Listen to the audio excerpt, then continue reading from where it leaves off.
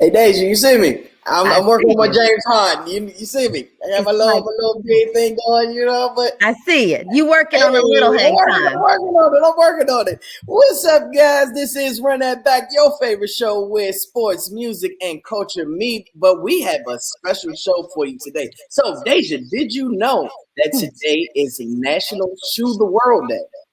Did not know that. We're going to talk about it, and you'll find out why. Because you know what time it is. It's time to run it.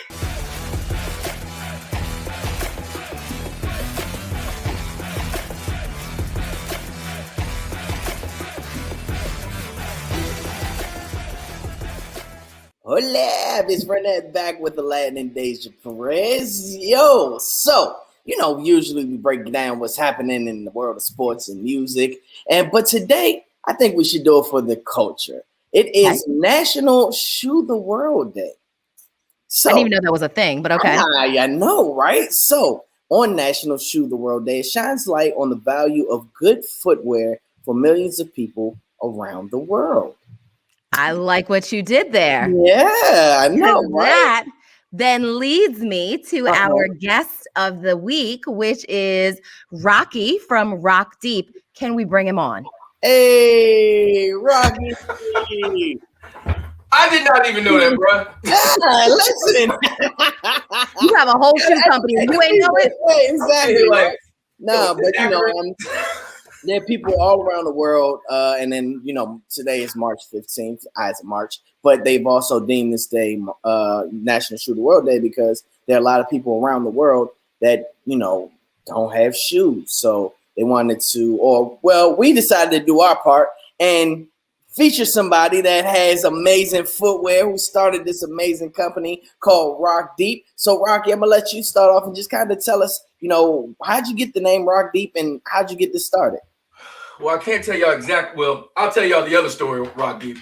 I used to play football. I've been a lifelong lover of football, and but I wasn't like the fastest, but I was good at, I had good hands. But whenever I would get downfield wide open, they would be like, yo, that is Rock, he's deep. So they'd be Rock, Rock. So for me, when you're a creative, you want everything to have a story behind it. So coming up with a company name, that was just the easy choice for me. And it was just something that I could always revert back to. And it was really, I wanted everything to be thought-provoking when I came up with my products. I wanted there to be something behind every single product.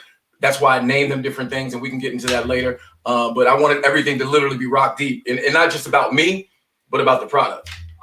So I wanted to kind of back up. So me and Rocco, way back, he is like a brother from another in real life. But I kind of want everyone to understand like your background in radio and in the sports world. Can you kind of go over that real quick with everyone? Yeah. So before I grew up a sneakerhead, but I was poor, so I couldn't get a lot of stuff. So we as Black folks always love what we can't have, and then when we get it, we try to get as much of it as possible because we just conditioned to. That's just how we are. But I got into footwear far after so many other different things I've done in my life, and Deja knows this. I guess she set me up with softball, but having been in government contracts, having run my own marketing and management consulting company, being homeless at some point. Getting into footwear by happenstance, literally just a conversation by going to a seminar that some guys from Jordan Brand had in Arlington one time. I went with a buddy. It was me and him, it's 30-somethings, and all these 14s and 15-year-olds. I'm sitting here asking business questions. Everybody else asking, what color coming out now? What color? So afterwards, they came down with like, hey, bruh, thanks, man. We ain't got cushions like that. And we do these things all across the country. So we forged a relationship, went back and forth. They came back into town because they had a relationship with Georgetown and said, hey, man, you want to come out to dinner with us? And after talking that night, I realized when I had gotten home, we never talked about shoes. We just talked about family, life. And for them, and, it really never occurred to me because, you can talk shoes anytime. But it's kind of like that's their life at that point. So when you're going out just kind of kicking it, last thing you really want to talk about is sneakers. And I didn't want to come off as a sneakerhead anyway, even though I was. So they had actually reached out to me about 6 months later and said, hey, man, would you like to do, some special projects for us? And I was like, I can't even draw, brother. I don't know what I can help you with. You know what I'm saying? But that led me into what was called product line management and putting colors together, doing special projects. I did a project called fake police. And it was basically, way back when eBay was out, or eBay's still out, but they had all these fakes out there. And so they were like, look, we need you to find out what's the root of this. So I actually made a presentation to VPs at Nike, flew out to Beaverton and made a presentation and basically let them know, if you gathered all the fake stuff in the world, all the different e-commerce channels, they would be the third biggest company in the world, just fakes. Wow. So it was crazy because this guy was sitting and he was like, yeah, that's kind of what we determined. He said, what y'all get me to do this for then? But he was just kind of like, trying to flex because apparently, when someone else does something that you were supposed to do, you always got something to say when that other person does it better. So that was that, but that actually led to me actually doing consulting for Jordan Brand for a while. And then I moved out to Beaverton and did some other work. So, and that was later on the Nike side. So for me, footwear now, where I am now, I've done radio after that. I left Nike, moved back home, and this was just kind of something after I decided, after doing radio and more consulting, I wanted to ride off into the sunset doing footwear because it's what I love most. Wow. But as Deja knows, for me, it's just not the footwear about the footwear. For me, it's a means to being able to do things for my community. Every shoe means I can do something. I could sell this shoe and do a collab with somebody, and we could go now build a rec center in the Black community. I can go and build an apparel factory and with all my apparel, just apparel, and now we can provide 200 jobs in one community. That leads us to be independent of government assistance. People worrying about who's going to help us. We can help ourselves, and that's what I'm really about. And why the footwear allows me to do the things that I can do. Wow, that's an incredible journey. So when did you first get into, or when did you decide that you were going to do your own line? In radio. So as you all know, and I'm not going to speak on, I'll try. Aladdin, I know we just kind of knew, even though we've kind of crossed paths. Right. But Deja knows I speak my mind, so I'm going to try to do this so it doesn't incriminate too many folks. But we all know we work with people that are jealous of the successes that you have, and they want to talk S.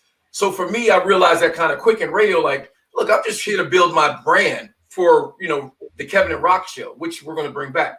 But for me, I also realized quickly, since everybody was really just trying to hate because we were good at what we did, yet we weren't radiophiles. We weren't, we didn't study. We didn't go to school. We just happened to be good at it. I said, you know what? Let me start using radio to set up my RockDeep brand. So it went from being, doing parties for that station or whatever to doing RockDeep parties and to doing RockDeep events. And so started, subliminally dropping that name, RockDeep. And then I started doing my apparel because footwear ain't easy. And anybody who thinks it is, they crazy. But it was my passion, and I needed to start working on that until I did a Kickstarter. And I think a year after I left radio, I actually launched my first shoes. Nice. So I want to talk about the concept and what goes into the shoes. And I am I'm a firm supporter of Rock, like I have for 100 years ago. But this shoe, ooh, okay. So this was a collab, and before we talk about the collab, Rock, I want to explain to everyone that this is like putting on an entire slipper. Like I literally text him like, bruh, it is amazing. Like it is so comfortable. And that's the one thing that whenever I interview Rocky, I always want to stress. It's not just that he's Black owned and he's for us, by us, right? But it is a quality product. I'm rocking this sweatshirt. Can you see it says RockDeep? Nice. Okay. This is my favorite sweatshirt because it is so comfortable. I told him I have all these little sweater beads on it because I've watched it so many times. I'm happy to hook you up, Deja. I can't be having you all out there balled up. It looks worn. Okay. Clearly I wear it. Right. But his products are quality. It's not just that they're affordable. Right. Because sometimes you get affordable and you're like, yeah, I didn't pay much for it, but I can wear it. And that's the other part of the conditioning that, we as collectively, Black folks, if you get all offended that I'm saying us, I mean, collectively, we haven't gotten there quite yet, but we always think, oh man, it's only $100. It's only $99. I mean, damn. I mean, why not take the quality and run with the savings? Because that's the whole purpose I built my company, is so that we could show you we could do things of a great quality nature, while you can take that money that you save with us and put back into yourself, into your legacy, into your kids. Keep the money instead of spending $600 on a shoe that, you know, Gucci would charge you $1,000 for, that what is it, Balenciaga would charge you $3,000, whatever. And they don't want us wearing anyways. Exactly. And they don't give an F about you either. So for me, and I say this, any interview I have, anybody I talk to, business, whatever, I only get literally one chance to impress. And I don't know when you go on our website, if you come to our stores when they're open, which shoe you're going to pick. So I got to hit every single time. I don't have the luxury of putting out a shoe that is going to hurt your feet, that's not going to last. And I literally have to build my shoes to last. If anyone notices their shoes, it's like a car. Soon as you get going, that joint breaks down. When you pay it off, it breaks down. Certain companies build their shoes like that. Like, they don't want it to last forever. They want you to keep coming back. I got to build my S to last and hoping that, look, you'll keep coming back because they're built to last and they don't cost as much as any of the other shoes. So I have to hit on literally every single shoe. Absolutely. So let's talk about this shoe and some of the collabs that you have done. Mm-hmm. So and I'll grab mine right here. Where is that joint? Oh, here we go. Ooh, I like the colorway. Right. So this is the winter solstice, and this is something we're working on right now. But the daylight. So I think this is the production pair. So Daylight is a battle rapper, a lyricist. He's from another world. A lot of people will hear things and be like, oh, but he kind of crazy. Nah, the dude's on his own level of things. And for me, I like to take the story of what a person's into, plus, you know, our culture, and teach and educate. Mm-hmm. And a lot of people think that Daylight, his tattoos are a work of like Spawn. He did it because of Spawn. What a lot of people didn't know, which I had learned just kind of talking to him, was that when he went and made a pilgrimage over into Egypt, he actually had these warriors that actually took the original way to tattoo, which, if anybody doesn't know, are like stones, and they basically burned them, and they basically it's a brand. Yes, it's almost like a branding, and that's how they do. And they did his thing that way. So I took that story and everything that went into it. And I don't know if anyone knows or they're familiar with what an Anubis warrior is, but the Anubis, if anybody looks at one of the Egyptian warriors, he has a collar, and that's what you see. This is. Oh. That's what that 3D knit right here that you see right here comes across. Okay. Got it. And the black and gold, anybody, I mean, it's an easy way when the black and gold, and you're talking about Mansa Musa, and what we did. I don't know if did you get that? Did you get the gold bullion that was in the coin? Mm-mm. Did you get the backpack? I got the backpack. Was there something else in it? Yeah, in the front of it. There would be there's a gold bullion, because this story was to tell also about Mansa Musa, the richest man in the world. Mm-hmm. Not the richest black man, not the richest, you know, whatever, from the Empire of Mali, but the richest man in the world. Even by today's standards, he would be the richest person in the world. So yeah, you gotta look at the front zip. I didn't know there were extra goodies in here. Yeah, look at that. And there you have it. Look at there. Yeah. And you've had that at least 2 months now. Shut up. I thought it was just a shoe. So we wanted to tell the full story, because when Mansa Musa made his pilgrimage across, there you go. That's a Daylight Ducat. And then you have the gold bullion right here. And when he made his pilgrimage across into Cairo, it was 4,000 miles. And we have another shoe that we did in Daylight's collection called the 4K. A lot of people think that's gold. No, it's the 4,000 miles that Mansa Musa traveled. He actually he was destroying people's economic economies, because he was giving everyone gold because he had so much. So people who were poor one day, they were rich the next, or they could survive because they had gold bullion that Mansa Musa was just giving out like it was chiclets. You know what I'm saying? Wow. So that's what I wanted to put into that, because he was, you know, people are like, well, yeah, he had slaves. No. A lot of people need to understand there's a difference between slaves and indentured servants. You could buy your freedom because to be an indentured servant, a lot of us, you know, let's just be honest. If someone's going to treat you better than they treat, we know some days their dogs, you know, in this environment today, you're going to take that up, because, you know, life isn't that great, you know, surrounding the kingdom. And I can go and basically be a butler for this dude, and you're going to give me better clothes than almost he has, or his, you know, his brothers and sisters. So yeah, that's a good. And then later I could go and you're paying me. You know what I'm saying? and later I can just go and live my own life, basically off all the money I've gotten as an indentured servant. That's a hell of a deal. But a lot of people, because the Irish, they want to say, oh, well, we were slaves. No, you were indentured servants. So we like to re-educate folks because if a lot of people didn't even know about Mansa Musa. Mm-hmm. And we have a new shoe coming out. The AB2 is the Abu Bakari, which is Mansa's uncle, who actually traveled over to in 1311, way before Columbus tried to and got lost. He was here first. And there's documentation of that. And a lot of people don't know that. So we want to educate folks on what we are in the culture, and because everything started with us, and we need people to know that. And the difference between ancestry that Deja may have and Aladdin may have is a ship stop. Mm-hmm. So, and all the fracas and crap that people have with each other, like, bruh, we all the same, right? You know what I mean? So these are the things I want to teach through my shoes, in addition to being able to do things like having advocacy situations and initiatives with the shoes. And can we talk about the collaboration with John Sally? Sure. So I can't show those samples yet because we're waiting on something going down with him for the release of Sneakerella, a movie that he did a voiceover for. But how'd you hook up with John? What's that? How'd you hook up with John? He reached out to me. Instagram is amazing. So, and I'll get to the other part of, famous people always wanting someone else to make you famous before they want to reach out.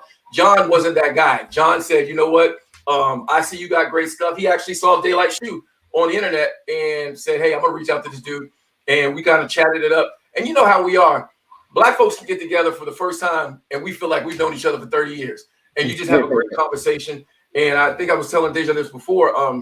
The second or third time me and John talked, we were just kind of chopping it up about things I had planned on doing, would like to do if I had the opportunity. And one of them was, I would do a collaboration with David Banner. And because I was born in Mississippi, and Dave's from Mississippi. Well, that's later that night. I'm off the phone. I'm talking to my son. Phone rings, 6:01. And I'm like, hey, Gray, let me give you a call back. I think this Dave Banner. He's like, oh, you just going to flex on me like that? And I didn't know it was him. I just thought, because, 6:01, my family ain't calling me all of a sudden in the middle of the night. And it was David Banner. And he was like, hey, man, when John Sally tells me to call somebody, I'm going to put things down and call. I'm like, damn, he got, but, it's because of John, the kind of guy that he is. And, he's not like trying to flex, but he was like, hey, I just like to show people, instead of talk about it, I like to show, my work to folks in.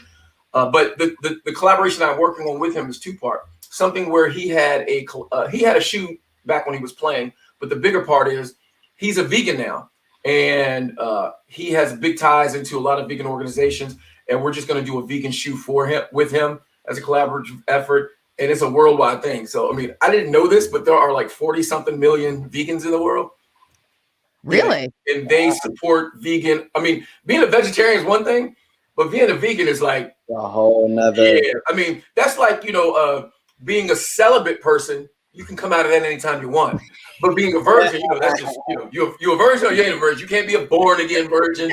You can be celibate, but going vegan is like going extra. Like I always talk to my wife, hey, you think we can go vegan? She's like, nah. It's a little. And you're not able to do that. I literally stay away from movies that show like what animal treatment is, just so I don't write. Yeah, I can't do that. Because once I see something, I might become vegan. You know what I mean? So I just stay away from those things. There was a movie like maybe 2 years ago, the Beef movie, or one of those that everyone was talking about, and I refused to watch it because I am such a carnivore and I know that. Yeah. And I don't want to think about that movie when I'm eating it. Yeah, and I'm not that dude that goes hard and I'll be eating the chicken while I'm watching, like, man, this ain't nothing. Nah. Once I see it, that's it. You can't unsee it. Yeah, not at all. All right, Rocky. Well, can you educate us a little bit about the shoemaking process? What is one of the first things that going into making a shoe that you have to look for, or that you are going into? I'll tell you, the concept for every single shoe is different. You have an overall concept. You obviously want to go with your design, functionality. But for me, first, I start with comfort. Working in the industry, you've seen everyone starts with the drawing, but and that's what you do because you want to see, you have a thought in your mind and the inspiration that goes into it. But I build my shoes inside out. Why? Again, back to the beginning.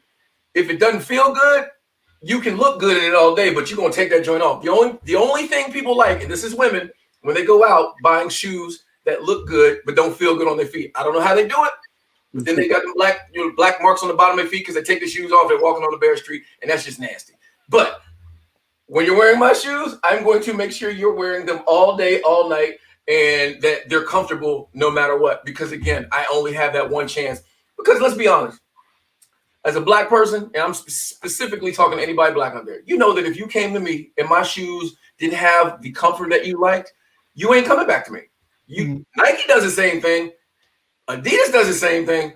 You're going to give them 100 tries. Why? And then you'll be like, well, you're not Nike. I know. And I'm glad I'm not Nike because I give a damn about my people. You know what I mean? And I just hope that at some point we can get out of that mentality as well. Hopefully. So can we also talk about how did the transition go from your primary focus was footwear, but you've expanded to include apparel and different lines of apparel. Can you kind of explain how that came about? Yeah, because let's be honest, Deja, I don't want you wearing Reebok or Under Armour socks with my shoes, because first of all, you look like a Bama, and second of all, this is just not a good look. You know what I'm saying? Let's be honest. But and it was a slow transition because I don't know if I have any socks. Oh yeah, I do right here. So making socks isn't just making socks. You don't just go to the factory, because there's different ways to fabricate. And I don't even know if you can see the thing, but there's just different ways to do socks. And of course, you want these to be comfort. You want them to be, you don't want to feel like every time you take your sock off, you're going to have a smelly foot and all that kind of stuff. You want to make sure it's breathable, it's comfortable, and that it lasts. But I also just wanted to be able, because, people, anytime I come out with something, hey, you going to have a shirt or a hoodie that comes with that? And it literally sometimes be like, yeah, I am. And I really hadn't planned for it, but then I thought, because I'll think quick on this shirt, this hoodie that you see right here was probably one of the first hoodies we did. And we just started in-house doing like I think my wife calls it a cricket or a silhouette. Oh, yeah. Doing, a heat press and everything like that. Mm-hmm. Then, of course, we started going to the factory, because I try to tell people, even if you have a T-shirt brand, it's just T-shirts if you're getting someone else to print them up. You're not really doing it unless you're going to a factory. And it's not a knock on you, but a lot of people think that, oh, I have this brand. No, you have a shirt. A brand is when you now have a lot of different things you are going through as a Aladdin, the process of making this, because the process of making this in a shirt are two different things. But you want to know that what you've done, you can do it again. You can do it again, and people are going to keep coming back, because you can do a shirt and it go viral, but you come out with another shirt and everybody like, your brand is over. You know what I'm saying? Or your opportunity to have a brand is over. So you really just got, but I did that just because I want people to match and be rock deep head to toe. And some of it too is like he's got such his colors schemes are from here to there. You know what I mean? Like he doesn't have 3 colors that he runs in between. So he's got bright colors. What'd you say? Right, as evidence by behind it. So it makes sense that you would have things that complement the shoes that you're wearing. Correct. And a lot of times people will be like, man, I love the colors, but I don't know what I can match with it. Now, I know we as a people love to match, but you don't always have to. I'll tell people wear all one color and let your shoes be the pop. Why? Yep. Because then people will look at you, because especially if you're ugly, they're gonna look down. And and the shoes can be the thing that make them come back up like, oh, okay. And that might be something that, draws folks into you, because they're going to this is one of the only shoes that you'll see that has like my name branded. But I always want my shoes to be kind of less logo-ish all over. Why? Because I want the design to speak for itself. I always tell people, go take your swoosh off the Nike and see what it looks like. It ain't going to be that cute. And a lot of people don't really realize that. I mean, and you take the 3 stripes off of a lot of shoes, it looks plain. But if you can have a design stand on its own, then you're doing something. And I wanted, and I think I've discussed this before, my whole thought process was, if Aladdin's in the barbershop, across the room in a seat, and I'm across the room in a seat, and he sees my shoes, he's got to come up. As a man, don't nobody really like doing this now. We're getting better. But he'll come over like, hey, bro, what's the joints you wearing? And the conversation has started. So now he knows about RockDeep. He's going to tell somebody else about it. And then that's how word of mouth goes. Because if he gets RockDeep and he's wearing them, somebody else going to come and ask him, hey, bro, what's those? Boom. And then because I just didn't think that putting RockDeep all over the thing first, I think it's kind of, think of vain, but I only do that on certain shoes. And that's just because I don't even have a reason. Just because. Brand yeah.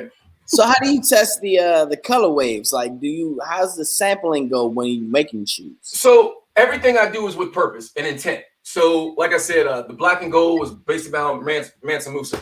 The winter solstice around the African winter solstice, what the skies look like, things of that nature. When I did the mooses, so real quick, you teamed up with someone for the winter solstice one, right? It was a black-owned business that did bracelets, yes? Oh no, that was for so great question. Definitive Virgo. He does bracelets. So what he's done, and we've collabed with, is he'll make a bracelet. And oh shit, I'm wearing them. He'll make a bracelet to match all my shoes, so that it'll be that one thing when people are complaining, I don't have anything to match with it. Boom. He'll make you something to match my shoes. And so I'm glad you brought that up, Deja, because for me, it's important for me not to just talk about RockDeep. It's important for me to bring every black business that had the platform that I used to have. And now if, I'm at 30-something thousand followers, that ain't big in the bigger scheme of things, but it might be bigger some others. And so my 30,000 can help others if I put them on. Don't be afraid as a black business to put other black businesses on. Why? Because we're all in this together. The table is big enough for us all to sit at it and eat.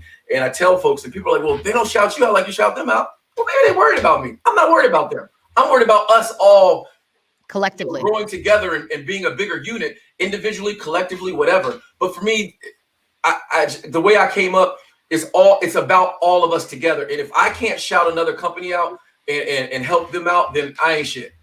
Excuse my French. Period. Period.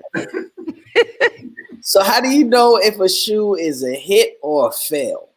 Or as Aladdin likes to call it, a drip or a drop. Yeah.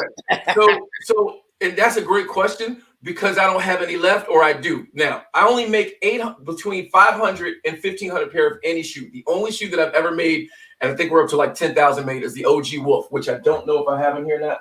But you want to make enough so that if they sell out, you cool. I don't want to make any more. We good. But if they don't, I don't have a lot of inventory. I can put them on sale and get rid of the rest. I've been fortunate because, and this will lead me into a different part of the conversation of, I started off with hiking wear.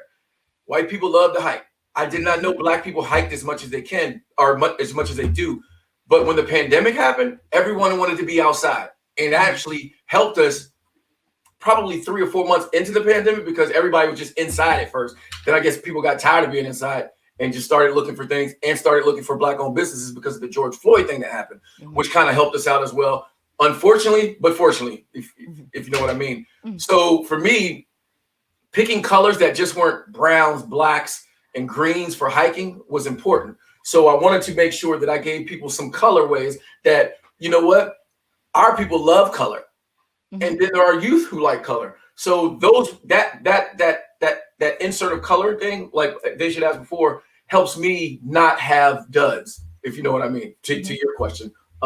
So if I know it's a drip, I'm making more of them. I'm making more of them. But some shoes, you know what? I want to do like the Black Eternal. I made 500 of these. I didn't care if 3 people bought them or 2 people bought them. I was going to make it because it was a really important shoe to me.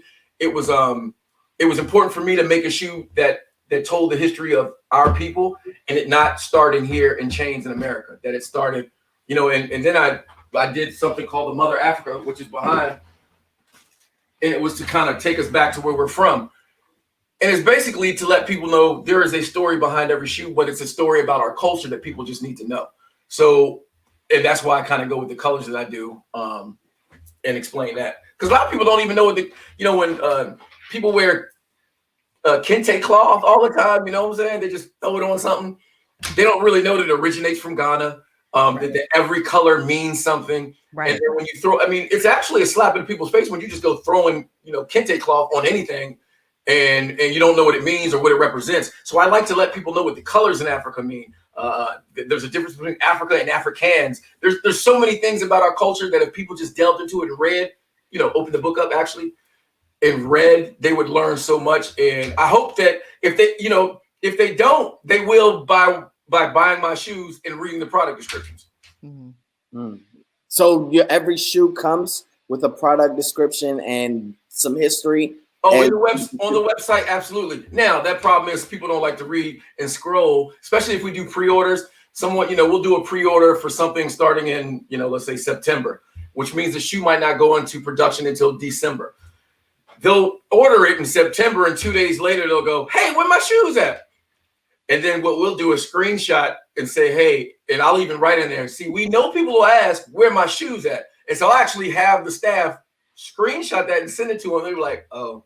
So, we're getting we're getting them to kind of grow out of that. But yeah, we like to put a backstory on everything and just kind of give some education. Something, I've just kind of started making like we're doing a collaboration with Dwayne Dale, and he's an indigenous dude. And it basically is the story of the Navajo moccasin and him reclaiming it, because he, like us as Black people, we've always been on an inspiration board.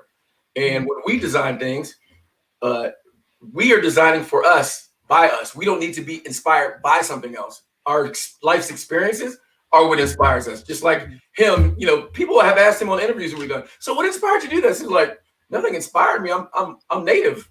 Like, why do I, but we're always especially being in the industry, they'll literally make an inspiration board and they'll have like Black Ghetto Queen. I put this up on my Instagram before.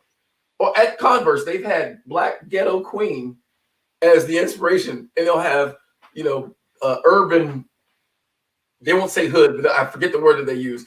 And we'll literally be, and I always tell people, I don't count on other people's money, but I can educate you on what they think about you. And if you choose to keep wearing it, that's on you. It's kind of clown stuff to me, but that's on you. I don't judge. I'll talk about you, but I won't judge. But I just believe that people need to know the things that other people think of them, because to those bigger companies, we're just a means to making money. You know what I mean? And not, they'll say they do things for our community. But for me, when I do a collaboration, if I do something that says, I'm not saying a portion, I'm saying a percentage is being given. Why? Because you don't know what a portion is. Right. Portion is something you give poor people. May I have some, please? A percentage, you are literally tying it to an overall amount of whatever you're going to make. And people can know, well, damn, they sold out. We getting a percentage of that, not a portion, which could be literally a morsel of nothing. And that's what you can hear all these people who's talked about Black Lives Matter. We're going to donate $10 million to the Black Lives Matter initiative. Well, where exactly does that go? Because I know my bank account don't say Black Lives Matter. Right. You know what I'm saying? All these who does it go to? How is it being utilized? And I want people to know exactly what we're doing for our community. But the other flip side of that, don't come asking us what we're doing off the community, because you don't ask Nike and Adidas that either. Just let us do what we do. And that's that on that. And one thing I did want to stress is, like I said, Rocky and I go back years. He's legit family to me. But more importantly, if you know anything about me, and you know that when truthfulness is like paramount for me, and Rock is very much a man of his word. And I think that that's so important as a business owner, as a, someone who's out here doing stuff for the community. When he says he's doing stuff, he legit is. It's not just lip service. He's not just talking about what he might do in the future. Like when he says he's doing it, he's doing it. And I think that's important. I appreciate that, because for me, I heard that too much about people. I hate the word try, even though, I knew it's used, but you either do or you don't. Because when you're out, you're not trying to buy a car. You're not trying to buy a house. You either do or you don't. So for me, when I say when I'm going to build apparel factories, I'm going to build apparel factories. If I say I'm going to deposit $50,000 into the accounts of Black and brown children once we reach $2 trillion, I don't need my own people always doubting me and everyone else being like, oh man, that's a great thing. Mm-hmm. I need us to get behind us so that we can do these things. You know what I mean? Right. So I can't, and plus I want to be able to come back home, because when you talk S and don't come through, people gonna look at you sideways. Hell yeah. Period. And that's on period. And the other thing too, and I don't think that, everybody now sees like, oh, Rock's got all these shoes and he's got, all this apparel and all this other stuff. You don't understand. It wasn't a switch that got flipped on one night and all of a sudden Rocky had all this stuff. Like this has been years in the making of trial and error and making this happen. So and to that point, you do see people who just see this. The glow up. They don't see my first shoes, because the other funny enough, last week someone had tagged me in like one of the Facebook memories of some shoes I had put out like 6 years ago, and I was like, boy, have I come a long way. Because look, I've made some ugly shoes, and fortunately some of them weren't ugly to others. But I made some other shoes that I never put out that I don't even know what I was thinking. But it's called evolution and growth.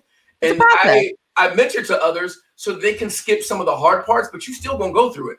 I tell people, I am here to mentor you through A through Z, but that doesn't mean 26 steps. That means A through B might be 5 steps, B to C might be 30 steps, C to D might be 2 steps. But it's for everyone, it's different because you got, everyone's different on how they achieve and how they move along.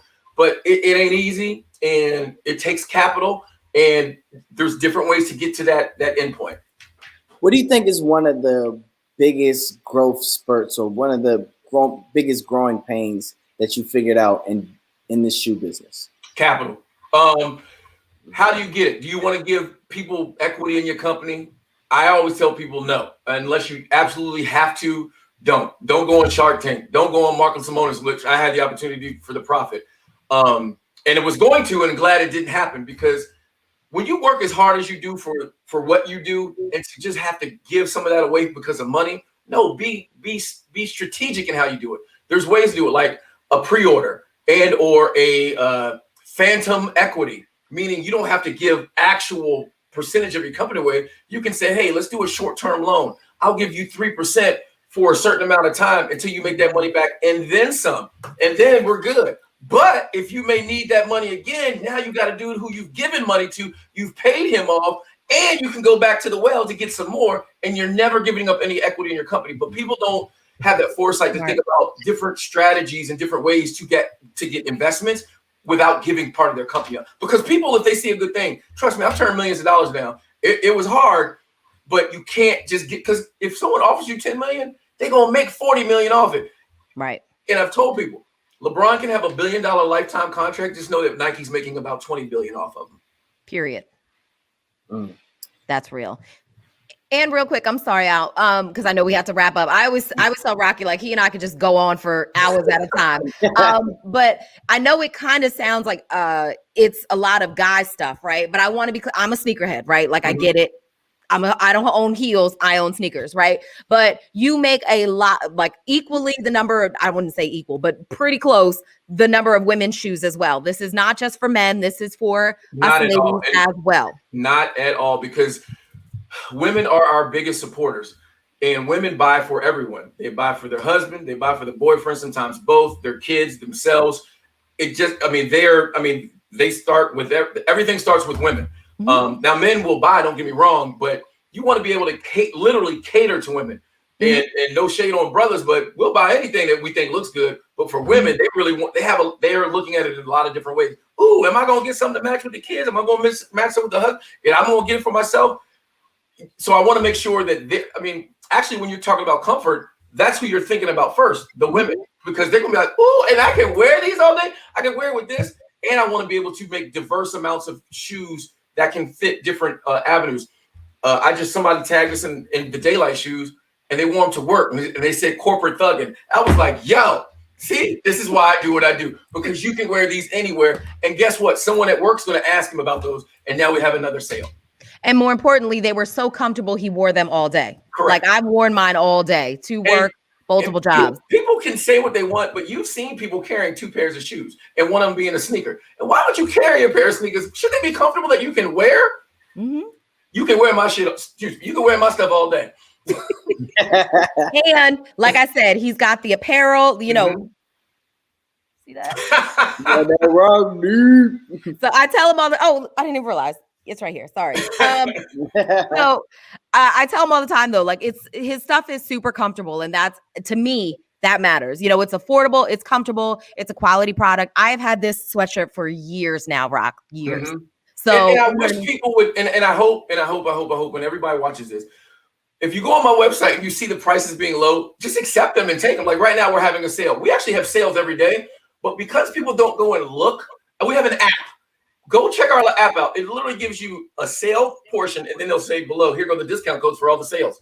But people don't look. Like, people will buy. I don't mind buying my stuff at full price, but I'll actually have sales, and I'm like, man, why aren't they looking? They bought it from the app. You know what I'm saying? They can see it. And even if you go to the website, you can see there's a discount section. But if you see low prices, don't be skeptical. This hoodie right here is like back in the 90s when Champion used to give us hoodies that when you put on, you sweat. This is that type of hoodie. And it goes for $40. It would be $80. Now, I love my folks from the Afro-American college joints where they go for like $130. You ain't paying $130 for this. You paying $40 and you're getting quality stuff that's gonna last a long time. Right. Okay. And how can people get information on the app and the website? You can go to either Play Store, if iTunes, I don't know what they call it, but for Apple and for Droid, you can go to Google and you go to iTunes or whatever it is, Apple Store, and you can download us. Or you just go to www.rockdeep.com and RockDeep Global for Instagram. And if they're searching the app in the Google Play or iTunes, it's just RockDeep. It's just RockDeep? Yep. Okay. And look, follow us on YouTube. Follow us everywhere that you can. Just look up RockDeep. You'll find me. I even do. You'll see me doing Zumba on TV. How from far back. Remember we used to. Didn't you do stuff for WDC? We used to all write for different places and stuff. So you'll see me doing crazy stuff. Not too crazy. I ain't butt naked in none of them, but you know. Hallelujah. I'd be remiss if I didn't ask this for the shoehead community. All right. Top 3 shoes of mine. Yep. The Winter Solstice now is one. The Black Eternal. I mean, this is my personal favorite. And the Daylight for now. All right, there it is. But we have almost now 200 styles. Not colors, styles that you can choose from. So you have plenty, and we have something for everybody. When people ask me like, oh, well, who's your demographic? And I'll be looking around like, do you ask anybody else? Everyone is my demographic. Everyone wears shoes, and I make shoes for everybody. Now, and I said everybody because I'm from this area. But people need to understand, because people ask us a lot, well, you going to start doing kids' shoes? We would, but we need you to buy them because it is not fiscally responsible for me to make first kids' shoes and or giant feet, meaning size 16, 17, 18, if no one's buying them. So if you wear 14, 15, 16, come holla at us. But if you don't buy them, we ain't making no more.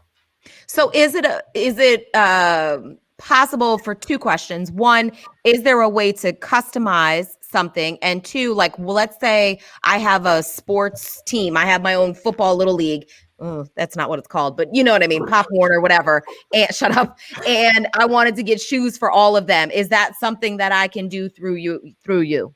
First question, can you customize? Yes, you can go to my boy Dez because we don't do customizations, but he will. And he'll, Dez Customs, and he's actually a local guy out of Gaithersburg. But team orders we can do if you got with 10 other teams and said, look, we're going to order at least 300 shoes because it isn't cost prohibitive. It isn't cost effective for any one team to say for basketball, 12 dudes, or for football, 53 guys.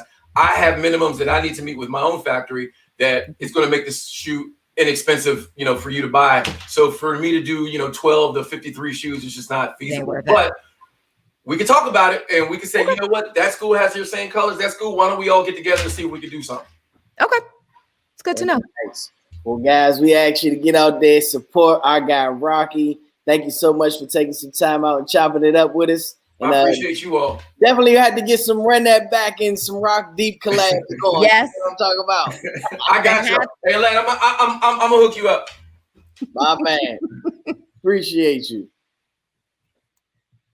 All right, that was Rocky Parrish, the CEO and founder of RockDeep. Woo, Deja. That was yes, I told you when I remember. Literally, Al and I were talking on 2 days ago, 5 days ago, whatever it was, Friday, five days ago. Jesus Christ, whatever. And I was singing Rocky's praises, and I was explaining so much, and I was like, you know what? Matter of fact, let's stop all this. Let's just call Rocky and let's get to the bottom of it. Yeah. And then of course it was like, let's bring Rocky on the show because Rocky is he's so dope to me, and I don't I don't call people family when they're not. You know what I'm saying? And me and Rock go back years and years and years, and I've always supported him. It's reciprocated. He's just a good spirited guy, and I appreciate that. And his hustle, he's a family man. His wife is amazing. I'm just here for all of it and us supporting us, which needs to happen. Absolutely. And you can do that. Make sure you follow him all social media platforms at RockDeep Global. You can follow us at Run That Back DMV. You can find Deja at Deja Perez, at Aladdin the Prince. And we'll see y'all next time. Until then, run it.